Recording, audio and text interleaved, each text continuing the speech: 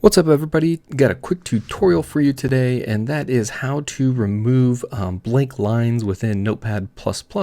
So here you can see I put the alphabet in here and I've got a bunch of blank lines in between the letters, and I want to remove those so there are no blank lines. And what I'm going to do is I'm going to go up to the Edit menu, and then I am going to go to the Line Operations, and then from there we can do Remove Empty Lines.